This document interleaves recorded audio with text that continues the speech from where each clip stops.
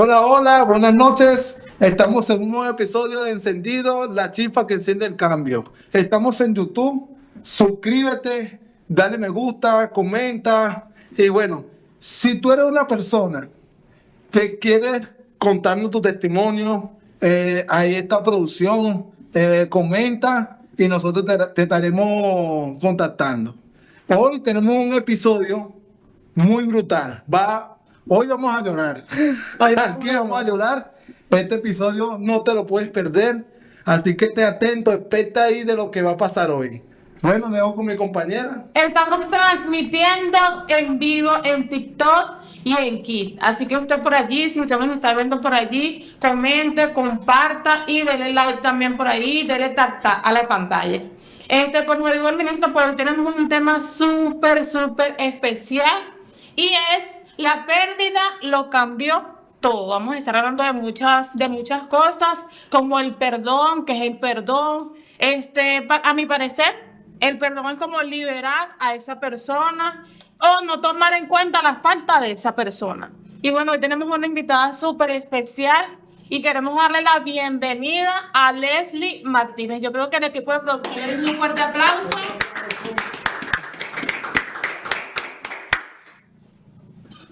Esta mujer que tenemos acá, bueno, tiene un gran testimonio que yo sé que va a impactar muchas vidas, ministro.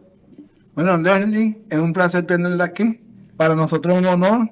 De verdad, yo que he escuchado su testimonio, me impacta mucho que usted todavía esté aquí para mí es brutal. Usted es una persona de admirar. Gracias. Yo la admiro porque de verdad no es fácil pasar por lo que usted pasó y usted está aquí bien parada.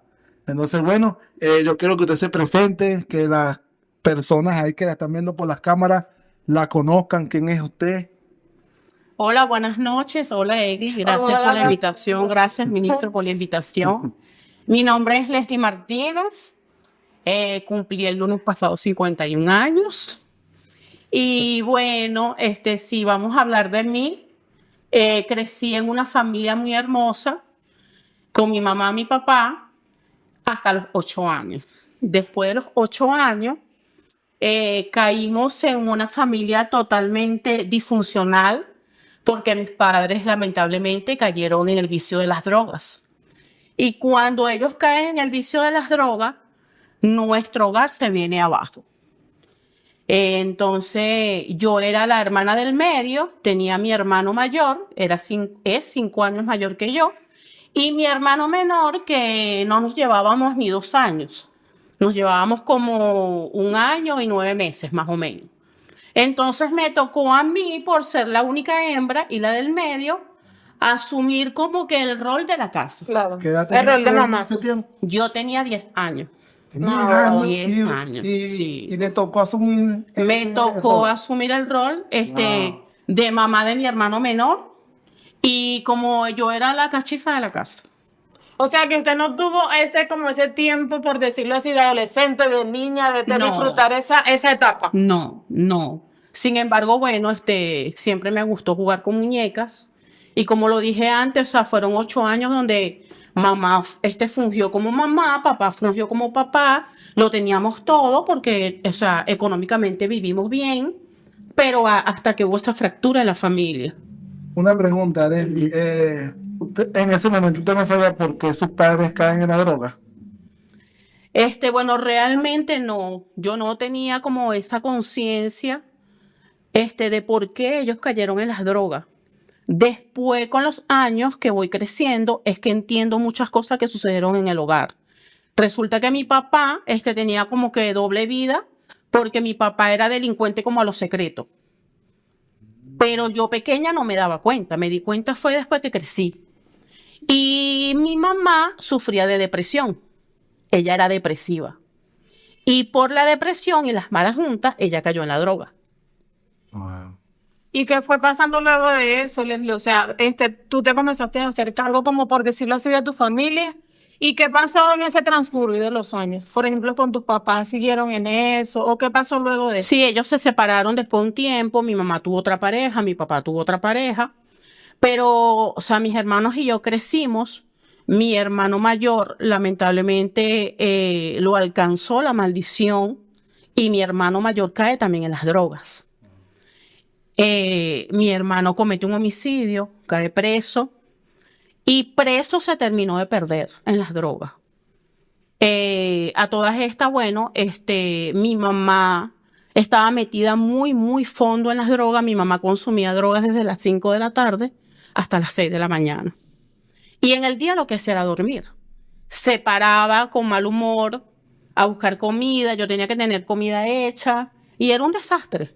Pero en ese transcurrir, yo también como que, bueno, iba a fiestas.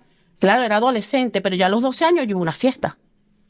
Yo le iba a preguntar, o sea, en ese transcurrir, ¿cómo se sentía usted emocionalmente cuando usted veía todo lo que estaba pasando en su familia? Muy triste. Era una niña muy introvertida. De hecho, yo no terminé mis estudios porque en el colegio tuve muchos problemas porque no hablaba. Y yo estudié hasta 6º grado. No seguía estudiando. Y bueno, yo siempre fui alta. Y en el colegio se burlaban de mí porque era la más alta del salón. No era gordita, era bien delgadita. Pero sin embargo era la más alta del salón.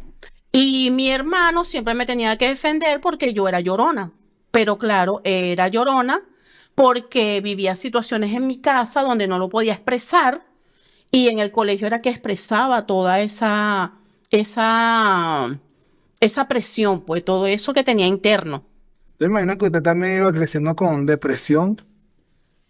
También, o sea, a través de todo lo que estaba viviendo, pues. Bueno, quiero decirte que yo pienso que no. Depresión como tal no, porque me hice mujer muy precozmente. Me tocó asumir una carga que no era mía, que era mi hermano más pequeño, y mi hermano era muy, vulnerable. Y entonces yo me convertí en la mamá de él. Yo lo protegía. Mi hermano era asmático y yo tenía que salir al Hospital Pérez Carreño a la 1 de la madrugada con mi hermano porque en mi casa consumían droga y el humo le daba el asma. Y entonces mi mamá, en medio de su situación, lo que hacía era agarrar un taxi. Y yo llegaba al hospital con mi hermano. Yo 10 años, él 8 años. No, bueno. Y cuando llegábamos allá me decían, ¿y tu mamá? Y yo le decía, no, mi mamá trabaja de noche.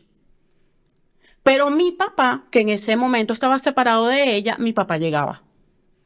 Ella lo mandaba a llamar y mi papá llegaba. Él también consumía, pero mi papá siempre nos brindó como que esa paternidad, ¿sabes? Entonces yo crecí como que con los roles invertidos. Yo amaba a mi papá porque él siempre estuvo. Yo salí embarazada a los 15 años y tuve a mi hija a los 16. El papá de mi hija me embarazó y me dejó. Era muy común en esos tiempos. El papá de mi hija era delincuente. Entonces, bueno, él me embarazó y él me dejó y yo salí adelante con mi embarazo. Pero mi papá siempre estuvo. Sí me hago entender. Mi papá nos enfermaba, mi papá llegaba. Yo di a luz, mi papá llegaba. En cambio, mi mamá como ella era tan depresiva, también como que se cohibía, pues. Y entonces fue una mamá muy ausente. ¿O será que usted tuvo como esa falta de maternidad desde muy... Sí, totalmente. Ella no era mala, pero su condición la hacía ausente, pues. Sí me hago entender. O sea, yo siento que mi mamá fue también como que una víctima. ¿Cómo se siente? Porque de repente usted lo vivió, que no lo viví. Claro. ¿Cómo se siente ser tan joven, o sea, ser un adolescente, que uno viene creciendo con tantos sueños, tantas metas, y tener que enfrentarte a esa realidad a los 10 años? O sea, es frustrante, porque a los 10 años tú quieres estar en la calle, tienes muchos sueños, muchas metas, quieres ser futbolista, quieres ser, no sé, tienes muchos sueños. Y de repente en ese tiempo que usted estaba así, o sea, cuidando a su hermano a los 10 años, ¿tenía metas, tenía sueños? ¿O esto No, realmente no, porque te toca asumir, ¿sabes? Y siento que desde muy pequeña, porque como yo era la que lavaba y no teníamos lavadora, era lavar a mano. Era cocinar, era atender la casa, era limpiar. O sea, solamente me tocó asumir y yo lo hice, ¿sabes? Entonces, claro, más adelante cuando tengo este novio, sí, por supuesto que ahí sí empecé a soñar que iba a tener una familia, que él me iba a sacar de ese lugar, pero resulta que no fue así. Resulta que él prácticamente, o sea, se burló de mí y quedé embarazada y quedé en mi casa. Wow. Y, o sea, usted que, por ejemplo, tuvo como esa fractura o esa falta de maternidad, ¿cómo fue usted con su hija? Ya luego del embarazo, ¿o cómo fue el transcurso de ese embarazo, ya que su pareja en ese momento, pues, la había dejado? No, bueno, mi embarazo fue totalmente deseado y yo siempre decía, yo no voy a hacer lo que hicieron conmigo. Yo no voy a criar a mi hija como me criaron a mí. Pero eso me llevó como a una sobreprotección. Claro. ¿Sabes? Al extremo, exactamente. Pero yo decía, no, yo no voy a cometer los errores que cometieron conmigo. Sin embargo, por ser adolescente, por supuesto que sí cometí errores. Porque no tienes un manual de vida que te diga a los 16 años cómo criar a una niña tú sola. Y en ese momento usted vivía con tu mamá, pero tu mamá prácticamente no estaba, pues. Vivía con mi mamá y mi papá porque ¿En ya... la misma casa? Sí, en la misma casa. Y mis 2 hermanos. Vivíamos todos en la misma casa. Mi hermano tenía su pareja, mi hermano mayor, y tenían una niña. Y ahí vivíamos todos. Lo común de los barrios. Ahí caen 100. Y sí. Después, mi hermano cae preso, el mayor. ¿Qué edad tenía su hermano cuando cayó preso? Tenía 18 años. Y mi hermano sí tenía un futuro bien prometedor porque era excelente estudiante, era un pavo bellísimo, pero lamentablemente cayó en las drogas. Wow. Y la droga lo destruyó por completo. ¿Y cómo hiciste en ese caso, para mantener, por ejemplo, que esa iba a tener una hija, en el tema financiero? ¿Cómo hacían? Sí, bueno, los primeros meses del embarazo y creo que cuando la niña estaba pequeña, mi mamá siempre me ayudó. Pero ya yo después, o sea, siempre desde mi embarazo yo hacía rifa. Antes se hacía eso, mucha rifa. Yo hacía san de oro, yo vendía ropita, yo vendía esto, yo vendía aquello. O sea, siempre también fui muy... Bueno, usted ya estaba preparada. Sí, Usted sí. ya, Yo no quería desde tampoco los ser una carga para mi mamá. desde los 10 años ya te estaba haciendo preparada. Sí, señor, sí. Imagínese. Sí. Un niño a los 10 años lo que está pendiente de jugar con muñeca, pegar el televisor y usted ya era prácticamente Una ama de una casa. ama de casa. Sí, Tremendo. ¿No? sí. No, y me tocó mucho, por lo menos con mi hermano pequeño. Mi hermano mayor no, porque mi hermano mayor ya estaba en el liceo, ya estaba en la calle, por decir algo. Y nosotros fuimos como que los más vulnerables porque éramos los más pequeños. Pero me tocó a mí, protegerlo a él, cuidarlo a él. Claro, ya era la mamá también de su hermano. Sí, sí, Aparte me de eso. tocó. ¿Y qué fue pasando luego de eso? ¿Le diste a luz? Cuéntame más. Sí, no, bueno, nosotros crecimos, yo crié a mi hija, pero bueno, luego, mi hermano pequeño también se hace delincuente, pero ya mi hermano tomó una delincuencia a nivel mayor. Mi hermano, fue jefe de banda en el barrio donde vivimos y todo el mundo lo conocía. Entonces, bueno, nosotros agarramos la vida fácil, yo también, vendíamos droga. Y yo mantenía a mi hija, o sea, vendiendo droga. Y nada, o sea, sí continuamos por muchos años. Mi hermano estuvo detenido varias veces, yo estuve detenida 2 veces. Pero, Leslie, ¿qué la llevó a vender droga? O sea, la necesidad. La necesidad. El ser madre soltera, el no tener para darle los gustos a mi hija. No tenía una profesión como tal. No tener como una salida, o sea, esa fue la salida, pues. O sea, Y que acuérdate que tú haces lo que tú ves hacer. Era lo más fácil. era lo más fácil. Entre comillas, porque esa vida es horrible. Sí. Claro, al principio Sí. se ve fácil. Sí.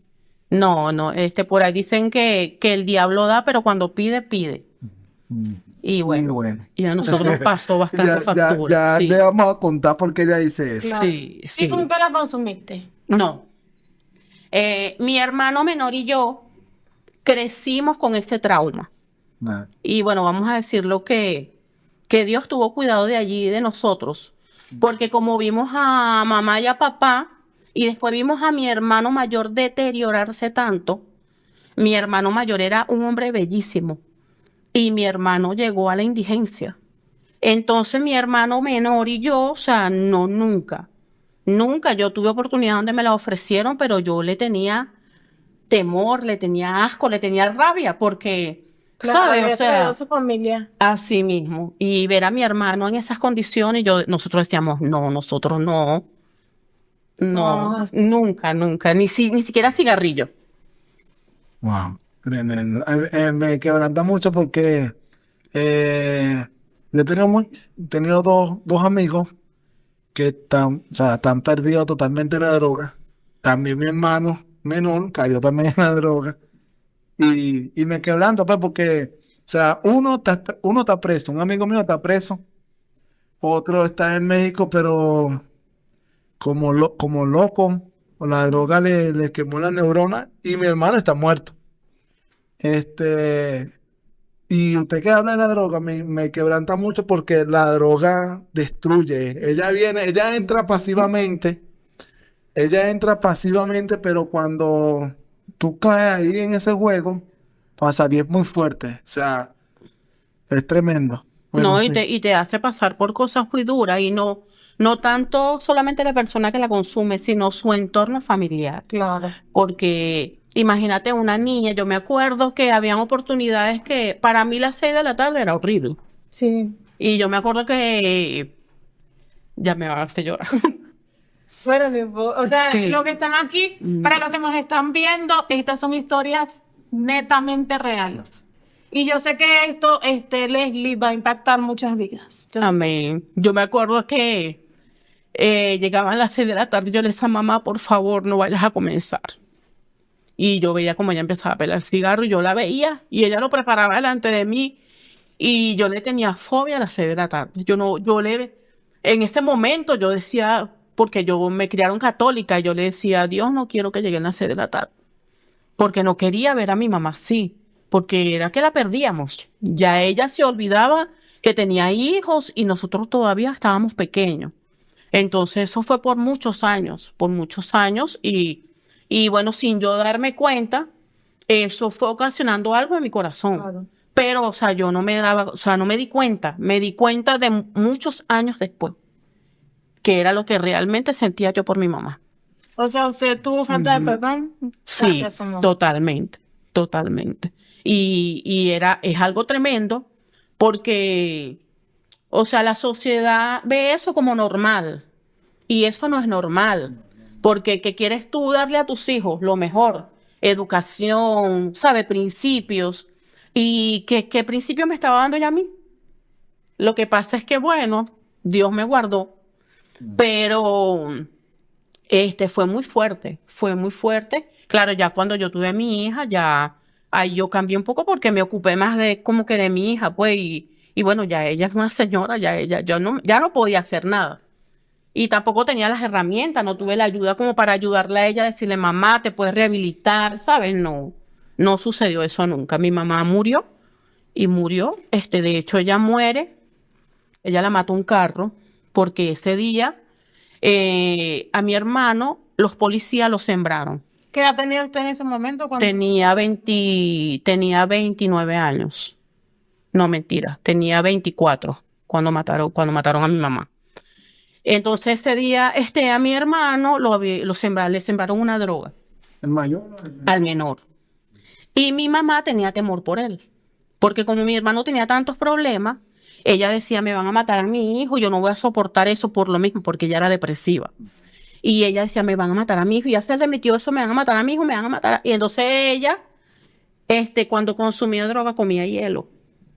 Y esa noche ella bajó a la avenida a buscar hielo, y resulta que cruzando la calle, una camioneta... Cuando consumía sustancias, Sí. no están bloqueando el video. Ok. Cuando ella estaba en sus cosas, ella comía hielo, entonces a ellos, cruzando la calle, la atropelló una camioneta. pero ella tuvo una muerte insofacto porque las personas que estaban allí dicen que ella voló por los aires. Entonces a mí me van a avisar y me dicen, a tu mamá la atropelló un carro. Pero yo estoy pensando que cuando yo voy a bajar, mi mamá está en una acera con un golpe. Y cuando yo bajo a mi mamá tenía los ojos azules. Mi mamá era catira. Y mi mamá tenía los ojos pelados, abiertos, como viéndome. Cuando yo la veo, eso fue un impacto muy fuerte. O sea, fue muy impactante para mí, o sea, ver a mi mamá allí, pues. Claro. Y después que usted ve a su mamá allí, no sé, no quiso como decirle algo, o no sé si se puso a pensar, pero tengo que de perdón contra mi mamá y ella se murió. O sea, no se sintió mal. Claro, en ese momento el dolor, porque es tu mamá. Claro. Pero no sentí nada de eso, porque en medio de todo yo pensaba que yo lo había hecho bien. ¿Sabe? Yo era la que le lavaba la ropa. Entonces yo decía, bueno, yo fui buena hija, decía yo, en mi ignorancia. Porque, o sea, vuelvo y te repito, claro, no sabía que tenía tantas cosas guardadas. Eso lo descubro más adelante. Y bueno, cuando ella muere, ya había fallecido mi papá.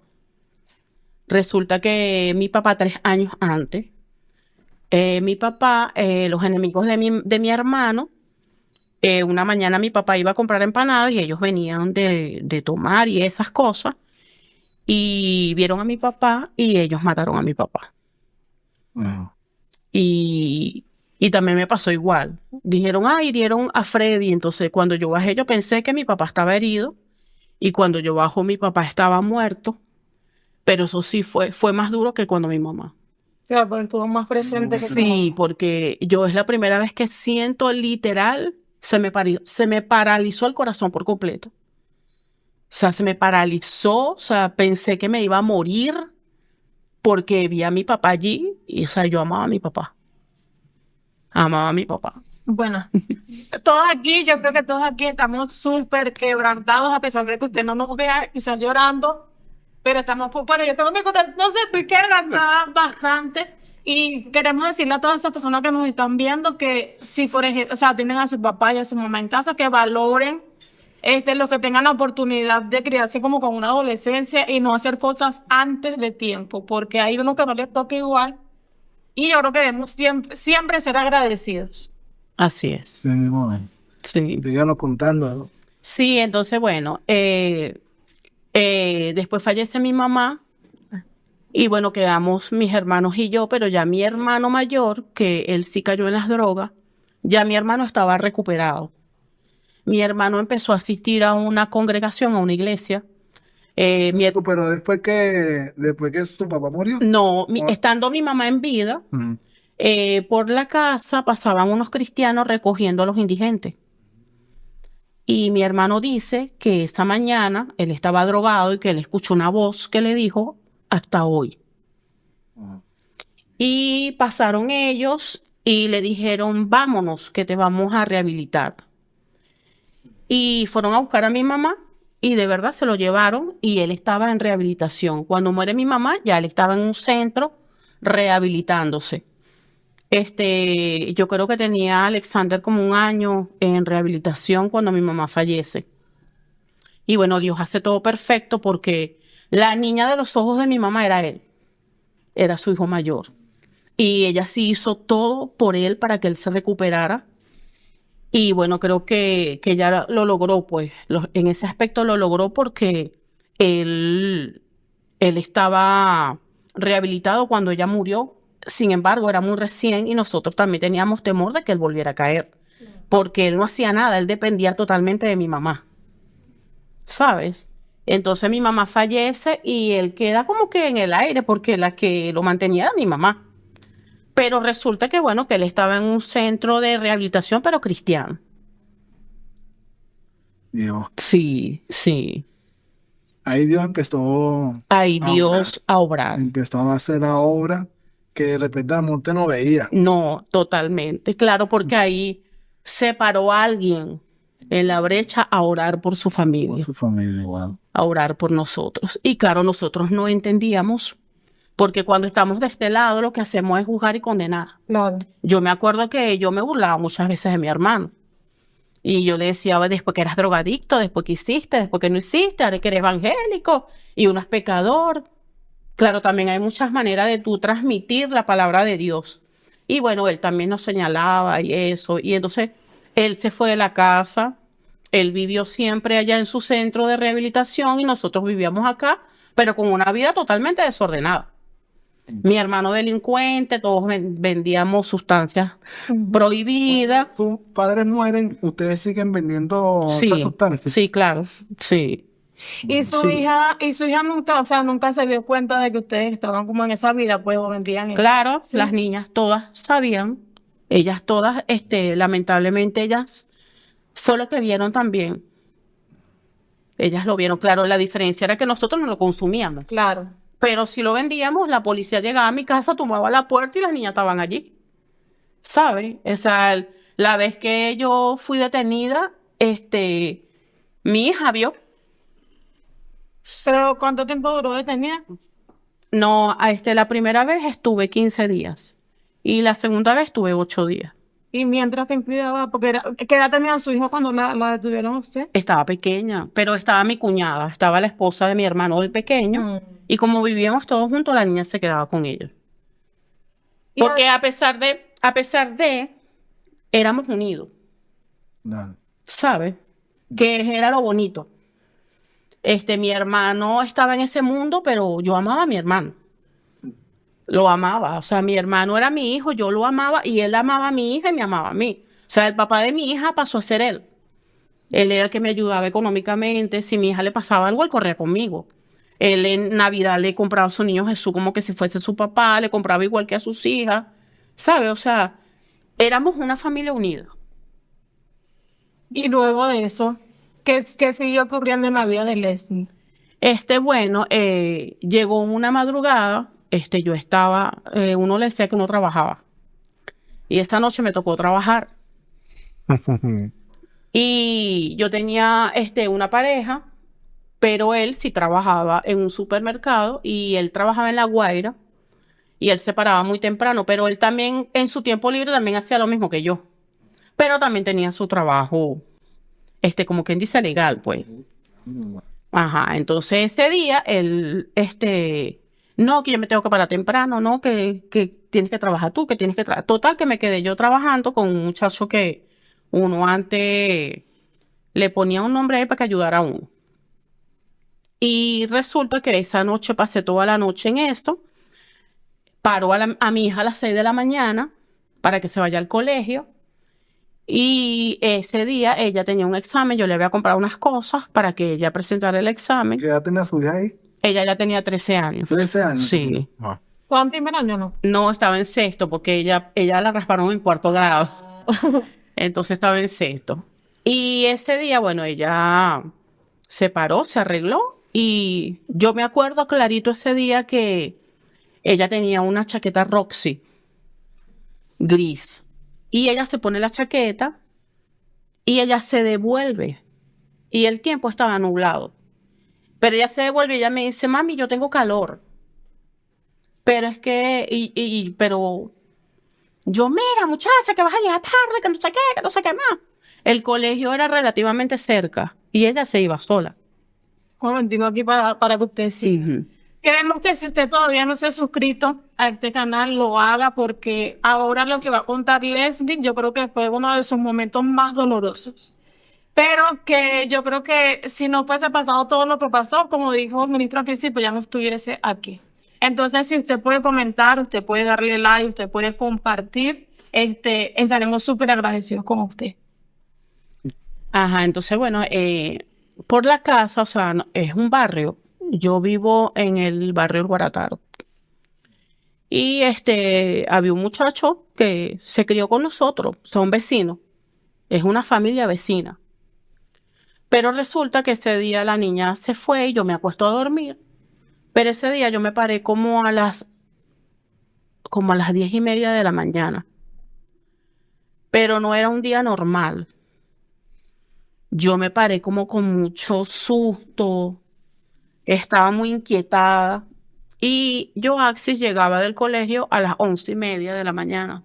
sea, usted, disculpe que lo interrumpa, ¿usted cree que existe esa cuestión que dice como el presentimiento de que algo va a pasar o...? Sí, claro, lo que pasa es que en el mundo uno dice presentimiento, pero realmente nosotros tenemos discernimiento. Lo que pasa es que después nosotros o sea, lo perfeccionamos, lo vamos desarrollando. Pero sí, total, total. Yo ese día me paré muy, yo decía, pero ¿qué tengo? Tengo algo, ¿qué me pasa? Y bueno, me puse a hacer mi almuerzo porque yo la esperaba ella con su comida. Y resulta que pasaron las 11:30 y ella no llegó. Pero como ya yo tenía como que las cosas, las 11:30 y no llega. Y las 11:40 y no llega. Y las 11:50 y no llega. Y yo salgo donde mi vecina, que es mi vecina de toda la vida, nos criamos juntas, que se llama Mildred, y le decimos la negra, yo le digo, ay negra, yo así no ha llegado, qué raro. Ella me dice, ay, eso se fue para la biblioteca, quédate tranquila. Yo le digo, no, pero es que Joaxi nunca va para... ¿Estudiaba cerca? Sí, estudiaba relativamente cerca. Yo le digo, Joaxi no sale sin mi permiso. Ella no va a agarrar la calle sin mi permiso. Porque yo era fuerte. Como mamá era fuerte. Porque como yo tuve una mamá permisiva, yo no era permisiva. Entonces yo era fuerte. Y yo me acuerdo que yo le dije a ella, no, es que si Joaxi no llega a las 12, a mí me va a dar algo. Y me acuerdo que llamé a mi hermano menor, que mi hermano vivía en Guarena. Y yo lo llamo, yo le digo, ay, hijo, Joaxi no ha llegado del colegio. Entonces él me dice, anda a buscarla, anda para el colegio, a ver qué pasó. Y de verdad, yo me arreglé, pero yo iba al colegio y yo iba temblando. Y yo me acuerdo que me acompañó mi vecina y yo le decía, si Joaxi no llegó al colegio, a mí me va a dar algo. Yo me voy a morir en el camino. Y de verdad, cuando yo llegué al colegio, que yo pregunto por él, me dice, no, pero es que ella no vino hoy a clase. Desde ese momento, se me derrumbó el mundo. O sea, yo ahí inmediatamente supe que a ella le había pasado algo. Y bueno, comenzamos, eso fue un día jueves. Ese mismo día fui a colocar la denuncia, no me la aceptaron, porque resulta que tienes que tener 48 horas para que, y ella apenas era unas horas desaparecida. Pero fuimos al hospital, fuimos a la morgue, para ese tiempo mi familia, mis primas, y de verdad, o sea, en ese sector nunca había sucedido algo así. Y eso fue algo muy conmovido. Yo empecé a sacar carteles, claro, empezó la gente a decir, no, es que ella tenía un novio, es que se fue con un novio, es que no, ella, fulanito era novio de ella. ¿Y cuánto tiempo pasó para que usted pudiese saber, o sea, qué le había pasado a su hija? Bueno, la buscamos el día jueves, la buscamos el día viernes. Ese viernes en la madrugada, que era mi pareja, él dice, él se iba a trabajar a las 5 de la mañana. Y ese día a las 4 yo no había dormido, no había comido. Y me acuerdo que estaba en el comedor de mi casa y él dice, yo me voy a dar una vuelta por los Palos Grandes a ver, antes de irme a trabajar. Grande. Sí, yo vivo en el Guarataro, pero de este lado hay una iglesia que se llama Los Palos Grandes. Y sí, en el sector y habían dicho que ella andaba por ahí caminando. Y él dice, yo me voy a dar una vuelta por Los Palos Grandes a ver si algo. Pero eran las 4 de la madrugada. Y resulta que él baja. Resulta que cuando él baja, hay alguien muerto en el basurero que estaba en la esquina de mi casa. Y bueno, él dice que le resultó curioso. Y O sea, habían personas ahí ya como... no había nadie. No. Dara personal ahí. Porque el cuerpo estaba envuelto en una bolsa negra y tenía el brazo afuera. Y cuando él se acerca, él me lo dijo fue mucho después, que el brazo era el de mi hija. Porque resulta que mi hija era muy coqueta. No se parecía a mí. Ella era muy coqueta, ella se peinaba mucho, para ese tiempo se usaban mucho las liguitas hasta acá. Y ella tenía liguitas hasta acá, tenía tobillera, ella era la que colocaba zarcillos, cintillos, pepitas, cositas, todo lo que hubiera, ella se lo colocaba. Pero él dice que desde que él vio el brazo, él supo que era el brazo de Joaxi. Pero él después cuenta, pues mucho después contaba que cómo me decía a mí. No es fácil. Que era mi hija. Entonces él fue a buscar a mi cuñada. Y cuando él va a buscar a mi cuñada, que mi cuñada va al lugar, mi cuñada la reconoció. Y ella estaba irreconocible, pero, o sea, eran muchas cosas, pues. Claro. Estábamos buscando a la niña, las pulseras, las bromas, porque, o sea, en el rostro no era ella. Claro, ya tenía 3 días descompuesta.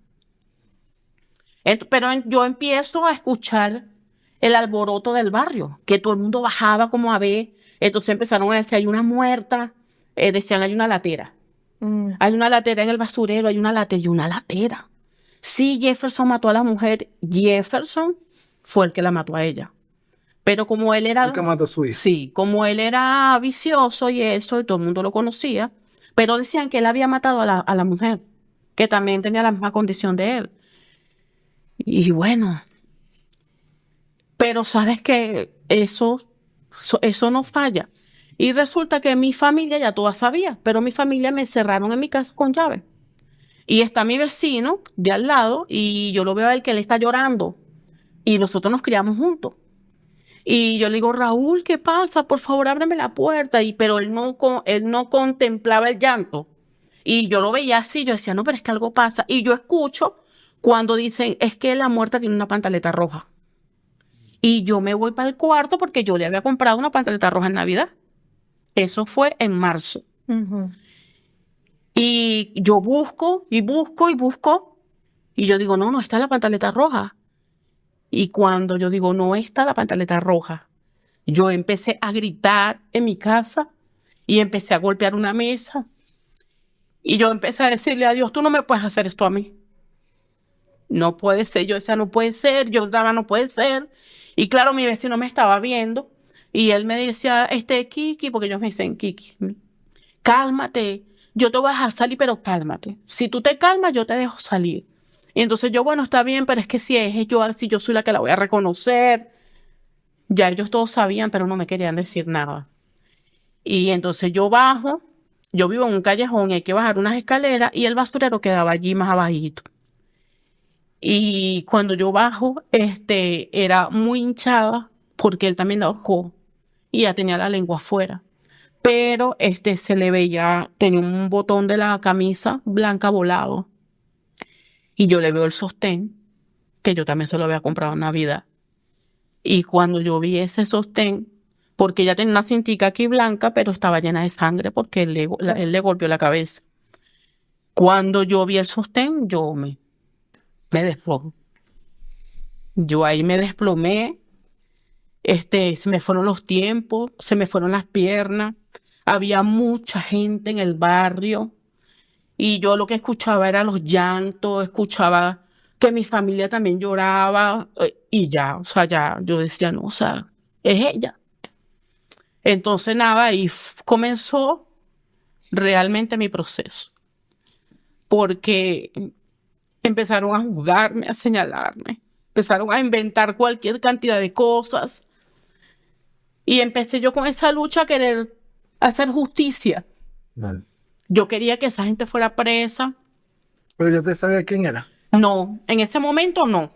Ese momento, me llevan a mí a la policía y me empiezan a interrogar que, bueno, por mi hermano, que era culpa de él, que eso lo habían hecho por él. Y empezaron a decir un montón de cosas. Pero en ese transcurso, mi familia, se monta por un techo y ven que en la casa de él está el bulto de mi hija en los zapatos. Y ellos dicen, fue Jefferson. Fue él, porque, o sea, ¿por qué está eso allí? Claro. Y ya él tenía su fama, pues. Y mi familia llamó a la policía. Y cuando mi familia llamó a la policía, a todas estas, yo estoy en la policía.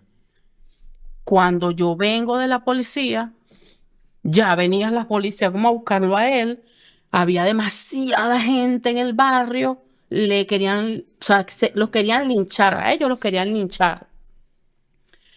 Y estaban tumbando en la puerta Y en eso llegó la policía, se metieron, él se escondió. Tú sabes que entre casa y casa, cuando las paredes son, es separado, queda así como un hueco. Y él era gordo y él se metió en ese hueco. O sea, él se volvió elástico. No. Y un vecino mete un bombillo y él le hace así, que se quede callado. Y él se llama Luis, el señor Luis. Dice, aquí está metido, aquí está. Y lo sacan. Pero en ese que lo sacan, la policía lo hirió, como que le hirió en el hombro, algo así. Y resulta que la gente lo quería era linchar. Nah. Ay, La gente estaba vuelta loca, la gente quería matar a toda esa gente. Y yo no sé de dónde me salió a mí, que yo empecé a gritar, yo no quiero problema, dejen a esa gente quieta, yo no quiero problema. Y la gente se me quedaba viendo así. De repente la policía empezó a echar tiro. Era para sacarlos a todos ellos, montarlos en la patrulla y llevárselos. Porque así fue. Ellos se lo llevaron y la gente quemó esa casa. Pero resulta que cuando la gente se mete, ya ellos estaban mudados, ya ahí no había nada. Ahí no había ropa, ahí no había comida. Estaban en las camas con las colchonetas peladas, pero ya ellos se habían mudado.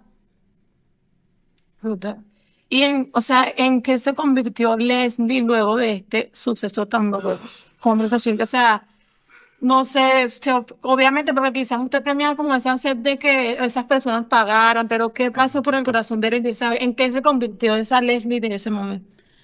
Nada, me llené de odio, de mucha culpa,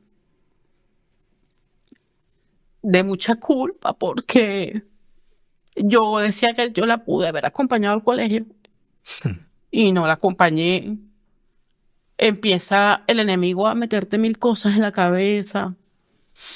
Y ahí fue donde yo la enterré el mismo día que la conseguí, ese mismo día la enterré. Al día siguiente no la velamos ni nada, sino que la enterré de una vez. Estaba mi hermano pequeño y bueno, ella era su hija de él también. Y mi familia me apoyó muchísimo, mis vecinos me apoyaron muchísimo. Pero también hay gente mala, pues. Claro. Gente que te señala, que te juzga, que te condena, que te critica. Y eso fue una noticia a nivel mundial. Eso salió por los periódicos, eso salió al Rojo Vivo, eso salió por todas partes. Eso fue horrible. Y yo decía, no puedo ser yo la protagonista de todo eso. Bueno. O sea, no me lo podía creer. Y bueno, comencé yo. En un mes creo que perdí como 20 kilos. Wow. Me empecé a rebajar mucho. O sea, usted entró en depresión. En depresión, sí, total. ay, sí. Sí, comencé en depresión y yo tenía a mi pareja y resulta que a los 2 meses a él también lo matan. Y a él lo matan siendo inocente, Sí. porque él de verdad no, o sea, no tenían por qué matarlo. A él lo mató la policía. Pero su mamá de él era cristiana y él también conocía de Dios. Y la gente cuenta que él gritaba, que él clamaba a Dios, que Dios lo perdonara. Pero ahí fue donde realmente yo caí en depresión porque, o sea, me sentía sola. Y empecé a tomar. Entonces yo empecé a tomar, yo no tomaba, o sea, a mí no me gustaba el licor. Y empecé a tomar, me iba a rumbear con mis amigas y empecé a vivir un desierto. Un desierto porque yo no tenía pareja, yo no trabajaba, ya no hacía cosas malas, porque lo hice hasta ese día. Ya, entonces todas mis cosas de valor que tenía las fui como empeñando porque no tenía, o sea, ¿con qué tomaba? Y bueno, así pasé muchos años. Se aferraba al alcohol. Sí, Se aferró a eso. sí, los primeros 3 años fueron duros. Fui al psicólogo, fui al psiquiatra, pero en realidad no acepté ninguna terapia. Eli, en esos 3 años de dolor, de sufrimiento, No, Dios no tocó a la puerta en esos 3 años. Lo que pasa es que, fíjate algo que he aprendido yo. Sí fue gente a orar por mí, No. pero no me dijeron nunca, existe un Dios que restaura, existe un Dios que sana ese vacío que tú tienes, existe un Dios que tuvo misericordia de tu hija y que tu hija está en el cielo, que todo pasa por un propósito, que todo pasa por un porqué y para qué. No, o sea, iban los cristianos y me decían, es que Job también lo perdió todo. Y yo decía, ay, pero ¿quién es Job? Claro. O sea, no me interesa quién es Job. Oye, ¿Sí me entiende? y que el pastor usted no era cristiana, Así no era mismo, creyente en así eso. mismo. O sea, que usted va, ¿quién es Job? O sea, Claro, pero acuérdate que también estaba mi hermano. Que mi hermano sí Su era, hermano mayor. mi hermano mayor, que sí era entendido y que estaba clamando por mí. wow. O sea, eso lo entiendo yo años después. Entonces, bueno, nada. Usted duró 3 años. O Mal, más. 3 Mal. años, porque después yo me conseguí un empleo, porque resulta que mi hermano estaba privado de libertad, el pequeño. Y un día yo lo fui a visitar a la cárcel y él me vio y mi hermano era un hombre muy fuerte. Pero cuando mi hermano me vio, mi hermano me dijo, ven acá que yo quiero hablar contigo. Y yo me acuerdo que él me sentó así en una silla y él me dijo, pero mi hermano no me veía los ojos porque él estaba llorando. Y él me dijo, porque ese día yo llegué amanecida, tomada pues. No. Y él me dijo, Kiki, yo quiero decirte algo.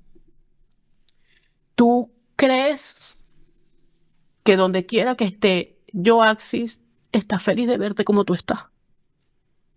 Yo estaba muy, muy flaca, muy, pero muy, muy, muy. La gente decía que yo estaba consumiendo droga. Eso era lo que yo le iba a preguntar, porque Ujú. ¿en qué momento usted dijo, oye, qué está pasando conmigo? Que estoy, o sea, estoy hundida en esto. Entonces, ese fue el momento. Ese Entonces, fue el usted me momento. cuente, va a salir un código QR allí en nuestras pantallas para que usted vaya a YouTube y pueda suscribirse y comentar en nuestro canal. Ok. En ese momento que él me confrontó, pues, Claro. nosotros nos criamos juntos y él me dijo, Kiki, tú estás mal. O sea, ella no está feliz en verte así porque yo lo que hacía era llorar. No había sentido, o sea, nada tenía sentido. O sea, se había acabado mi mundo. Y aparte que en mí había un sentido de culpabilidad muy grande, ¿sabes? Y nunca pensó en quitarse la vida. Lo pensaba, pero más nunca lo No. intenté. Pero sí lo llegué a pensar porque es algo que viene a tu mente. Pero nunca intenté suicidarme, nunca.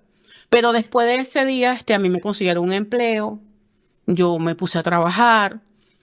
Vivía sola. Vivía sola.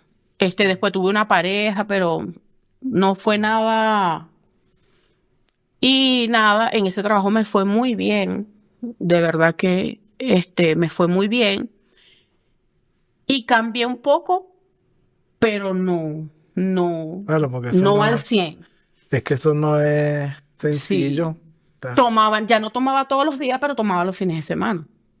Y tomaba para acordarme, Mm. tomaba para llorar, tomaba para juzgar a Dios, pelear con Dios. En este tiempo perdí mi fe. Ya no creía en Dios. Decía, no puede existir un Dios que permite que tú pases tantas cosas. Yo estoy así como usted está en ese tiempo. Así hay muchas personas ahorita mismo Total. que han perdido su fe, han peleado con Dios porque han pasado tantas cosas, así como la pasa usted. Pero ¿qué usted tiene para decirle a esa gente? A esas personas que ahorita mismo están en el dolor y sienten que no hay una salida, pelean con Dios porque, Señor, porque tú me hiciste esto, porque a mí, porque esto, porque yo también he estado ahí, pues. Entonces, ¿qué usted tiene para decirle a esas personas ahí? Aproveche las cámaras. Bueno, antes de decirle, después a los 5 años de eso, fallece mi hermano, El menor. el menor. Y todavía estaba privado de libertad. No, ya él estaba en la calle, pero a él lo matan. Porque bueno, él Se está recuperando de un gol sí. y vino no. Pero déjame decirte que él lo matan y ya tenía 2 años saliendo con alguien a escondidas. Tenía una relación a escondidas porque esa persona era menor que yo y a mí me daba pena. Y yo decía, ay, no, es que este carajito. Ay, debe ser que... Y ya yo tenía 34 años y yo decía, es fuerte. Y bueno, pero muere Josmi, que era mi hermano, y volvió a tocar la depresión a mi vida. Le iba a hacer esa pregunta. Sí, lo volvió a tocar la depresión, pero esta vez vino con más fuerza. Claro, porque él era como su hijo también. Era un hijo suyo. No, y ahí sí dije, quedé sola. Claro. Wow. Sola. Y entonces yo trabajaba, pero llegaba de mi trabajo y me tiraba en el mueble a llorar. Los viernes salía de mi trabajo a tomar y pasaba viernes, sábado y domingo tirada en el mueble, deprimida totalmente. Y resulta que este muchacho me empieza a predicar, me empieza a hablar de Dios, me empieza a decir que está en una iglesia, pero él era santero. Y entonces yo decía, ¿qué locura es esta? O sea, el primero eras brujo y ahora eres santero, ahora eres cristiano. Y un día me acuerdo que él me dice, mira, yo te voy a... resulta que yo me habían operado y me había visto muy mal con la cirugía. Y él me dice, estamos orando por ti. Y yo digo, ¿orando? O sea, eso era para mí como nuevo. Claro, algo extraño. Sí. Y yo, bueno, un día me llama por teléfono y me dice, mira, yo te voy a mandar al pastor de la iglesia para tu casa para que saque ese poco de cosas que tú tienes allá. Porque a mí me habían puesto que mano de orula, pero yo tenía todas esas cosas arrinconadas ahí en mi casa. Y resulta que fue el pastor Miguel Ángel Reyes a mi casa a sacar eso y eso. Y él me dice, hija, repite conmigo. Y me pone a hacer una oración. Y cuando él empieza a orar, yo me pongo a llorar porque ese día mi hermano estaba cumpliendo 2 meses de muerto. Y entonces yo le digo, bueno, hoy está cumpliendo mi hermano 2 meses de muerto. Y él me dice, bueno, anda a la iglesia. La iglesia era antes allá arriba en el barrio San Agustín, allí. Y yo empecé a ir a la iglesia, porque el que era mi pareja me empezó a predicar. Y bueno, a mí no me gustaba. A mí no me gustaba. Yo decía, ay, no, esa gente está loca. Yo me acuerdo que me decía, aplaude. Y me hacía así en la pierna. Y yo, no, chico, pero aplaude tú, yo quiero aplaudir. Pero cierra los ojos. Y yo, no, si yo quiero ver. Más bien yo quiero ver. Y nada, empecé a congregarme. Pero yo decía, yo no quiero ser evangélica. Yo decía, yo no quiero ser evangélica. Porque tenía también un concepto del evangelio totalmente errado. O sea, tenía un concepto de algo que no era. Pero resulta que Dios me estaba llamando. Y Dios. qué llamado. Sí. Bueno, sabes que dice que a uno los llama con lazo de amor y a otros los llama latigazo.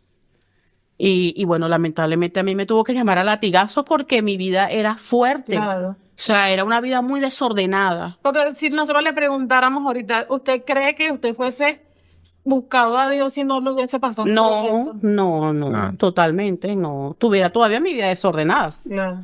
Entonces comencé a congregarme, comencé a asistir. No me gustaba, pero yo venía. Y no me gustaba, pero yo venía. Y venía a mi servicio, venía a la oración, a todo lo que decían, yo venía, pero no me gustaba. Yo llegaba de última y me iba de primera. Y mucho menos que me preguntaran, mira, que te pasó algo, ¿qué te pasó? No me pasó nada. ¿Y tú tienes hijos? No, yo no tengo hijos, nunca tuve hijos. No me gustaba que me preguntaran, claro, porque había un trauma en mi vida. No. Y me acuerdo que el pastor Julio, que hoy no está con nosotros, un día me citó y me empezó a preguntar cosas.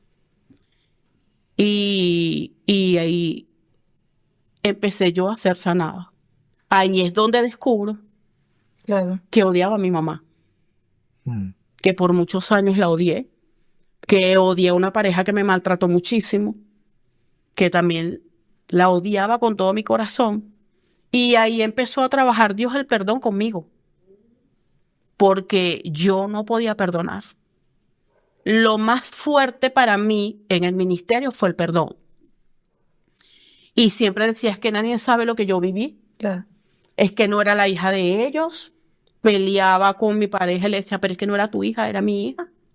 Y me acuerdo que un día soñé que estaba la mamá del muchacho, del que mató a mi hija. Ella venía.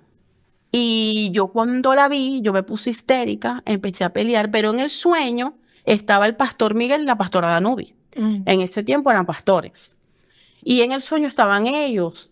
Y yo que me le quedo viendo hacia ellos, yo le digo, ya está loca. ¿Cómo ella me va a decir? Y ella viene caminando hacia mí con una camisa blanca y la cara de Jesús. Y ella me decía en el sueño, es que Cristo te ama.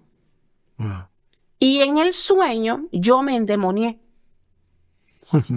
Y ese sueño me tocó tanto que yo me fui a entrevistar con el pastor Miguel. Y cuando yo le cuento el sueño, él me dice, hija, lo que pasa es que Dios te está liberando. Y a través de ese sueño es que yo empiezo a perdonar. ¿Y cómo es perdonar, Leslie? Porque muchas personas tienen un mal concepto también del perdón. Dicen que perdonar, bueno, yo te perdono, pero te hago una raya. No vuelvo a ser esa misma persona para contigo, bueno, para las personas que todavía están como en esta tierra. Pero ¿cómo es perdonar? Y antes de que me respondas esa pregunta, queremos decirle a toda nuestra audiencia de TikTok que vayan a YouTube y nos comiencen a seguir por allí, se suscriban. Y también en Kit, que también estamos transmitiendo en vivo por Kit.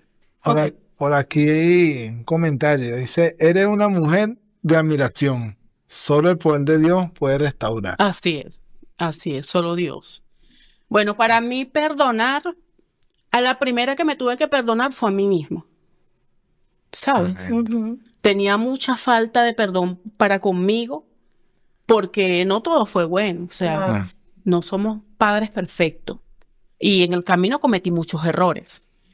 Y empecé a perdonarme a mí misma. Después, perdonar a mi mamá, a esa persona que me hizo tanto daño, y perdonar a ese hombre que mató a mi hija. Que aunque él no estaba en la tierra, pero yo lo maldecía todos los días. Y a esa gente todos los días la maldecía. Y cuando yo le dije a Dios, Señor, no puedo más. No puedo más con esto, ya, o sea, no puedo. Tengo que soltarlo, duele mucho. ¿Cómo se siente tener falta de perdón? Para que usted lo describa ahí en la cámara. Mira, la falta de perdón... ¿Y qué causas trae? No, te cierra los cielos totalmente. Es imposible que tú tengas falta de perdón en tu corazón y que Dios te escuche. ¿Sabes? Que Dios te escuche es imposible. Porque hubo un intercambio en la cruz del Calvario. Allí el Señor se dio por amor a nosotros. Entonces imagínate, por un momento el Señor dijo, Señor, ellos no saben lo que hacen. Y Jesús clamó por el perdón para los que lo estaban crucificando. Entonces, ¿por qué nosotros no lo podemos hacer? Ahí somos ligeros. Claro, pero yo no era entendida en la palabra. Yo te estoy hablando de que eso pasó casi un año. Y usted está hablando del perdón, pero es cuando ya está en la iglesia. Claro. Porque en esos años... No, en esos no años... existía el perdón. No, totalmente. Pero en esos años, mira cómo fue mi vida en esos años. No tenía finanzas. O sea, yo llegué al quiebre total. No conseguí el amor. Me sentía sola. Me sentía vacía. Con odio, con rabia, con frustración. Y lo que tuve fue pérdidas. Puras pérdidas. Le quiero preguntar algo. ¿Qué sucedió con la persona que mató a su hija? Bueno, resulta que a él lo matan. A él lo mata la policía. Lo que pasa es que ese es otro cuento. Sí, ese es otro cuento. Otra historia. Sí, esa es otra historia. A él lo matan porque yo ahora que tengo ese discernimiento en Dios, lo de mi hija fue mandado a hacer. A él lo mandaron a hacer eso. Lo que pasa es que a él se le pasó la mano. ¿sabes? A él alguien le pagó como para que hazle pasar un susto a esa familia. Pero obviamente como él consumía cosas, alcohol y todo ese tipo de cosas, y aparte que ahí estaba la mano del diablo, a él se le pasó la mano, pero él falleció, él murió. Él murió, pero su familia quedó viva. Y en ese momento ¿qué sintió usted? Cuando se murió, Emocionalmente, sí. frustración. Frustración porque yo quería que él pagara en vida lo que él hizo. Mm. Y de paso, es que también es algo muy loco. O sea, en el mundo, tú lo que tienes, mi familia, yo me acuerdo que mi comadre lo fue a ver a la morgue. Y ella me decía, comadre, él quedó igualito. Y la niña ni siquiera la pudimos velar. Amén. ¿Sabes? Cuando eso en realidad no tiene... Claro. Porque lo que importa es el alma de la persona. Mm. Pero él nunca mostró un minuto de arrepentimiento. En todo momento él decía que nosotros estábamos locos, que él no había sido.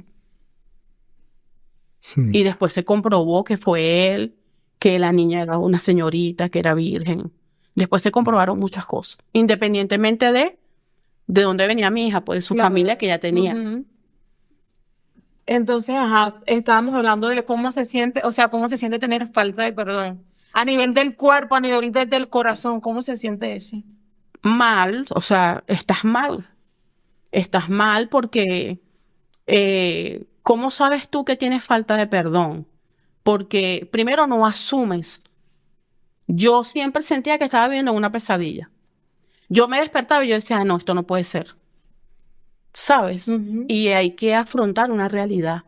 Hay que asumir. ¿Sabes? Hay que aceptar. Hay que entrar en un proceso de aceptación para que pueda venir la sanidad a ti. Claro. Claro. Aunque Porque no sea fácil, pero hay que aceptar. Claro, mientras no haya un proceso de aceptación, o sea, pero es que eso lo logramos nada más en Cristo, Mm. Dios nada más. nada más Dios. Si alguien no me hubiera predicado, mira, estoy en una iglesia, existe un Dios que te va a ayudar a sanar eso, porque mi pareja me veía llorando. Él me veía siempre que yo vivía llorando, que yo tomaba para llorar, ¿sabes? ¿En qué etapa usted ya sintió que Sí, pues no. fue sano su corazón a través de todo lo que había pasado? Cuando tuve ese sueño. Cuando usted se encontró a los pastores, que el pastor le dijo que eso era liberación, ahí usted sintió... En el sueño yo sentí que Dios tenía un propósito conmigo, Ujú. ¿sabes? Yo no entendía propósito, no sabía que era propósito. Y ahí comencé a entender que eso sucedió por algo, pero también sucedió para algo. Ujú. Ajá. Y ese para era el después, era lo que Dios iba a hacer conmigo. Porque cualquiera que me escucha hablar dice, pero ¿cómo lo lograste? O sea, ¿cómo saliste de allí? Yo tengo una sobrina, ojalá que algún día me vea. Claro que sí. Ella se llama Lekerlin, es mi sobrina mayor. Y por cierto, antier hablé con ella y todavía ella llora a mi hija como si fuera ayer. Y ella me dice, tía, tú estás loca. ¿Cómo que tú perdonaste? ¿Cómo que tú vas a olvidar eso? Pero es que sí se puede, o sea, sí se puede. Cuando realmente entregamos nuestro corazón a Cristo y decimos, Señor, o sea, en mi fuerza ya no puedo. Claro. Cuando yo dije, Señor, es que yo no puedo, Cuando se rindió. ayúdame tú a levantarme. Ahí Le- las cosas comenzaron a cambiar. Leli, empezaron las cosas a cambiar. Ya usted era una líder, usted fue creciendo dentro del ministerio. Ujú. Y luego pasó otra cosa. Bueno, me comencé a congregar. Mi madre espiritual me ayudó muchísimo. Es que en la iglesia nadie creía mi testimonio. Ellos querían que yo lo hablara, pero como yo no lo hablaba, hasta que lo comencé a hablar y todo el mundo Claro. ya No, eso hace no. bastantes años y todavía, y cuando mi madre espiritual me comenzó a escuchar y ella un día me entrevistó y cuando yo le empecé a contar, y yo me acuerdo que cuando yo levanté la mirada, ella estaba llorando conmigo. Mm. Eso marcó mi vida para siempre. Y el apóstol, que ahorita es apóstol, en aquel momento era pastor, él me dijo, hija, tú eres como las águilas, que en medio de las tormentas vuelas más alto. Esa palabra marcó mi vida. Y ahí yo, bueno, me fui preparando aquí en la iglesia. Me casé. Se casó Me casé con el que me predicaba. Saludos a Oliver TV. Me casé y hoy puedo decir que, bueno, hoy soy pastora de este ministerio. Llevo a cargo una red, la red Elohim, junto a mi esposo. Tengo 17 años sirviéndole a Dios. Dios me sanó, Dios me restauró. Dios volvió a sacar una sonrisa en mi vida. Dios me ha dado el privilegio. Mi sobrina, la hija mayor de mi hermano pequeño, tuvo un niño y bueno, yo he sido la que la ayudaba a criarlo. Ya él tiene 16 años, está criado en el Señor. Tiene principios de Dios. Y la historia con él ha sido totalmente diferente. Ha sido una historia nueva. Él está marcado, él es una nueva generación y está marcado para servirle a Cristo. Leslie, pasaron los años, ya usted es líder, ya era pastora, ya Dios la había sanado, pero usted tiene un sobrino que también lo crió, o sea, también era como su hijo. ¿Qué pasó? Bueno, lamentablemente mi sobrino me volviste a tocar otra vez. No, pero lo hago Sí. para que la gente vea la magnitud del testimonio que usted tiene. Mi Por eso, sobrino. para mí es de admirar, pues. O sea, Sí. usted es una persona fuerte. O sea, no todo el mundo tiene la fuerza que usted tiene. Sí, bueno, mi sobrino, él era el hijo menor de mi hermano, el menor. Y bueno, lamentablemente mi sobrino también agarró la delincuencia. La maldición lo alcanzó. Ujú. Agarró las drogas, agarró la calle. Y bueno, por más que quisimos ayudarlo, ya yo estaba en Cristo, oré por él, ayuné por él, clamé por él, gemí por él, lloré por él. Pero no era su mamá. Y bueno, mi sobrino lamentablemente falleció, lo mató la policía ¿Qué porque edad tenía tu sobrino? tenía 19 años. Él desde los 15 años agarró la droga. Dios lo salvó muchas veces. Dios le dio muchas oportunidades. Él a los 15 años le dieron un tiro con una escopeta en la pierna y le volaron la rodilla. Y en ese momento era para amputarle la pierna y no se la amputaron. Después lo sacamos del país. Se vino, después lo volvimos a sacar del país. Pero de eso también hay un testimonio tremendo, porque mi sobrino, resulta que cuando él muere, él estaba solicitado. Y ahora los cadáveres le hacen juicio. Y él muere, y dura 4 días en la morgue. No estaba en nevera. Mi sobrino estaba allí, pues, a la intemperie. Pero había una promesa sobre él. Y yo siempre le decía a Osmer, papi, cuando tú te veas en peligro, tú clamas la sangre de Jesús. Y él me decía, tía, ¿tú crees que Jesús me va a perdonar? Y yo le decía, sí, Jesús te va a perdonar. Y hay una justa orando por ti. Habemos justos orando por ti, sobre ti hay una promesa. Y siempre le predicábamos, siempre mi esposo y yo le predicábamos, siempre mi hermano mayor también oraba por él. Y resulta que cuando al fin nos dan el cadáver, yo no lo quería ver. Yo no lo quería ver porque, como dijo el ministro, yo también lo crié. Yo soy una mujer muy familiar. Yo amo mucho a mi familia. Y tú no me vas a creer que Osmer estaba intacto.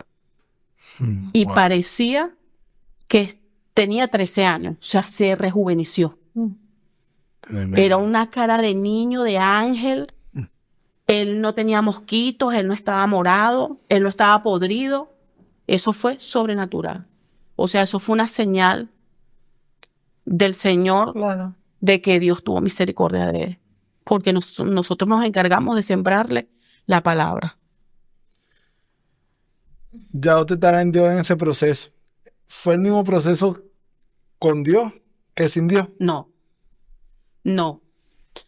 Sabes que En esos días que íbamos a la morgue, que anda PTJ, que anda fiscalía, y nos entregaban el cadáver, yo me acuerdo que mis hermanos fueron a orar por mí y fue el pastor David. Y yo estaba mal. Yo estaba muy mal. Yo duré 5 días llorando, día y noche. Que yo abría los ojos, las lágrimas se me salían solas porque, claro, esta vez yo me acuerdo que cuando me avisaron, yo le dije, Señor, yo no voy a pelear contigo, no tengo que preguntarte qué pasó, ni por qué, solo te pido que me ayudes. Y yo pienso que esa oración hizo un efecto en el mundo espiritual. Y me acuerdo que el pastor David oró por mí y me dijo, así te dice Dios, no va a ser ni como cuando tu hija, ni cuando tu hermano, ni cuando tu mamá, ni tu papá. 5 días para que salgas de eso. Y así fueron. Amén. 5 días. Claro que sí, uno lo recuerda. Y o sea, yo opino, no sé qué opinas tú, que vas a llevar en el corazón toda tu vida a tu hermano. Toda la vida. Toda la vida los voy a llevar en el corazón, pero sé que en el cielo vamos a conseguir sorpresa. A mí me toca bastante y me identifico porque usted decía que sobre su sobrino había una promesa. Y me lleva allá porque para mi hermano también había una promesa. Dios le dio el chance a él de clamar, de arrepentirse. O sea, a él también lo mataron, también lo mató la policía, pero mi hermano era un chamo inocente, o sea, un niño inocente. Tenía 19 años también cuando lo mataron. Por eso le digo, o sea, yo porque no viví un proceso así, fuera de Dios, pues yo lo viví estando en Dios. Y la depresión tocó a mi puerta. O sea, incluso había noches fuertes. O sea, en mi caso, pues por eso le pregunto, ahora ¿cómo ha sido ese proceso? ¿Cómo fue ese proceso cuando lo de su sobrino? Porque también era como su hijo, pues. Claro. Entonces, ¿cómo fue ese proceso? O sea, si la depresión tocó a su puerta de nuevo, o sea, sí fue. No tocó a la puerta porque es diferente. Porque tú y yo conocemos la verdad. No. ¿Sabes? Claro. Y si tú te encargaste de sembrarle la palabra a él y tú estás seguro de que sobre él había una promesa. Ya eso fue, ya está más... Totalmente. Más y intacta. es que para los que me están viendo, esto se trata de fe. La palabra dice que tu casa y mi casa y yo le serviremos a Jehová. Y tú puedes ver lo peor en tu familia, pero hay una promesa sobre ellos. Y si tú caminas bajo esa promesa y si tú haces las cosas bien, si tú sabes que tú estás bien con Dios, no tienes por qué temer. Entonces, con él fue diferente. Ya, para los que nos están viendo, ya estamos casi terminando este programa. Yo quiero hacer una pregunta, Leslie, bueno, pastora, ya usted es una pastora. Bueno, o sea, tengo una pregunta, pero antes de eso, de hacer la pregunta, ¿qué usted tiene para decirle a esas madres?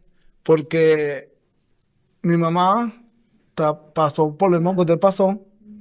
Ella también está sumergida en ese dolor, ella está buscando justicia. O sea, yo estoy viendo eso. O sea, ¿qué tiene usted para decirle a esas madres que tienen a sus hijos muertos y están buscando justicia, están en dolor? O sea, ¿qué tiene usted para decir? Bueno, tengo para decirte que hay un Jesús vivo, que es real, que dice que Jesús lo llena todo en todo. Como le decía al ministro hace rato, toda la vida vamos a llevar a nuestra familia en el corazón, pero una cosa es recordar con dolor y otra cosa es recordar con amor. O sea, debemos aprender a recordar con amor. Y quiero darte este mensaje. Dios lo puede todo. Si tú le entregas tu corazón a Cristo, Cristo sana, Cristo restaura, hay nuevos comienzos. Y dice la palabra que cuando reconocemos a Jesús como nuestro Señor y nuestro Salvador, nueva criatura somos. Amén. Y entonces yo pienso que hay un secreto poderoso, que todas las cosas viejas pasaron y todas son hechas aquí nuevas. Ahora yo tengo una última pregunta para ir cerrando. ¿Cómo una mujer que pasó tanto dolor, tanta pérdida, cree en Dios? Tantas cosas que vivió, tantas cosas, cree en Dios, porque hay gente que ha pasado tanta broma, no, yo no creo en Dios porque Dios ha sido malo conmigo. O sea, yo no he sido mala. Hay gente que dice, no, yo no he sido malo para vivir esto que estoy viviendo. O sea, de repente hay gente que no entiende. Claro. Pero una mujer como usted, Ujú. que ha pasado tantas cosas, ¿cómo le sirve a Dios? Bueno, a mí se me reveló el poder de la cruz. Wow. Sabes que yo pienso que mi verdadera libertad sucedió una vez que vi el video de la película de Jesucristo, Ujú. cuando vi todo lo que padeció el Señor, ahí se me corrió el velo. Y más aún cuando vi que Jesús resucitó por amor a nosotros. Ahí fue donde realmente yo tuve un encuentro con Jesús. Y de ahí más, o sea, mi vida más nunca fue la misma. Entendí propósito, entendí llamado, entendí asignación. Y el diablo siempre te va a querer tirar piedritas. Porque muchas veces el enemigo ha querido apagar mi esencia. Pero yo decidí no cambiar mi esencia. Sabes que por muchos años mi esencia estuvo apagada. Ujú. Yo me considero que soy una mujer muy bondadosa. Y eso el diablo lo quiso apagar. Y yo me he propuesto y he dicho, no, Señor, yo no le voy a permitir al diablo que me meta donde ya tú me sacaste. Así es. Bueno, Pastora Leslie, el amor de Dios es impresionante Cubre multitudes. y que aunque nosotros no entendamos el proceso, no entendamos lo que vivamos, Dios está ahí. Así es. Y Dios tiene un propósito para todo lo que nos sucede en la vida es por un propósito. Y miren, nada más usted, o sea, verla, que se llama, usted se llama, que iba a ser pastora. No, nunca. Imagínese, tú una pastora que con tantas cosas que vivió, ahora usted lleva la palabra de Dios a todas esas personas que necesitan a Jesús. Y usted dice una broma tremenda, es que usted tuvo un encuentro con la cruz y realmente ahí está todo. El evangelio es sencillo. Lo que pasa es que nosotros los seres humanos lo complicamos. Así mismo. Pero el evangelio es sencillo. Dios está ahí. O sea, solamente vete a la cruz. Cuando estés en una situación, ve a la cruz. Dile, Señor, revélame el poder de la cruz. Revélame lo que tú viviste y el propósito por cual tú moriste. O sea, Dios murió para darnos vida a nosotros. Así es. Y por amor a ti, por amor a mí. Y por amor a nosotros, a Así todos. mismo es. Claro que sí. Bueno, pastora, de verdad queremos agradecerle por haber aceptado esta invitación. Estamos muy agradecidos y hoy nos vamos más impactados porque yo la había escuchado, pero no tan a fondo como la escuchamos ahorita. Entonces, bueno, queremos despedir nuestro programa del día de hoy. No olviden suscribirse, no olviden comentar, no olviden compartir. Gracias a toda nuestra audiencia de TikTok. Y vayan a YouTube y nos siguen por allí. Este capítulo también va a salir por ahí por YouTube. Entonces, Claro. bueno, Si usted quiere contar su experiencia, escríbanos. Nosotros la vamos a aprender y la tendremos aquí. claro Porque que tu testimonio, o sea, también es poderoso. Mm. Así que bueno, nos vemos en el próximo capítulo. No te lo pierdas, también va a estar poderoso. Chao. Chao. Chao, nos vemos. bendiciones.